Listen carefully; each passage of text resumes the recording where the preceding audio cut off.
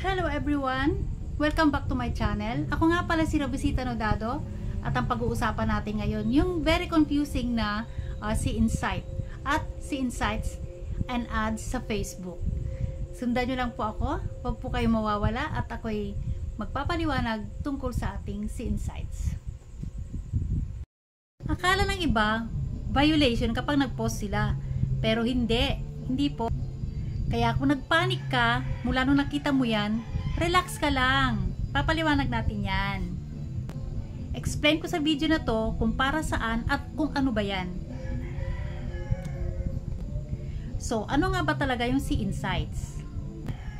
Kung meron kang Facebook page, automatic yan na makikita mo yung mga si Insights at si Insights and Ads. Automatic yan. Biglang sabihin nito, makikita mo doon kung ano performance ng post mo. Doon mo makikita ilan ang reach, ilan ang like at kung ano-ano pa. Doon mo makikita sa See Insights or See Insights and Ads. Una, gumawa tayo ng text. Ayan, kagaya niyan.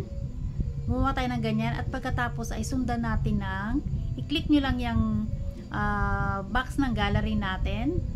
Maglagay po tayo dyan ng picture at pagkatapos nun ilagay nyo na yung mga, kung lalagyan nyo ng mga emoji, pwede rin. Lagay nyo na yung location at ayun, pwede na po yun. Pwede nyo na sang isend kagaya nito. Ganito po yung ginawa ko at meron namang earnings. Kahit na paunti-unti, alam nyo naman na hindi ganun talaga kaano yung ating mga earnings sa Facebook. Ano po, minsan meron akong 0.01, ganun lang. Minsan umaabot lang siya ng 0.02. Ayan, pero pag naipon po yun, ay lalaki din yun kapag ka naipon. Kaya wag po kayong mag-alala, may iipon po yung inyong mga earnings. At lahat ng mga matataas na content creator ay doon din po yung dumaan sa mga malilitang earnings. Hanggang sa lumaki ng lumaki, tumaas na yung kanilang mga followers.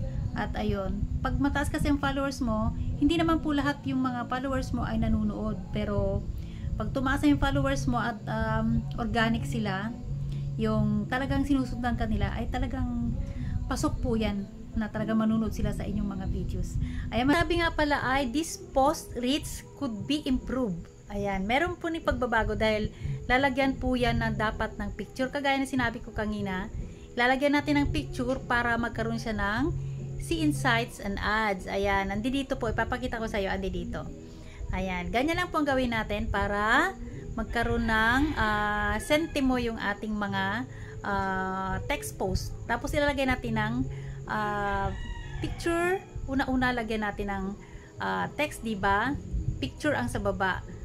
Mauuna yung text ninyo bago yung picture. Ayan, maraming salamat po. Sana po'y makapag-share po kayo kung nagustuhan nyo itong aking video.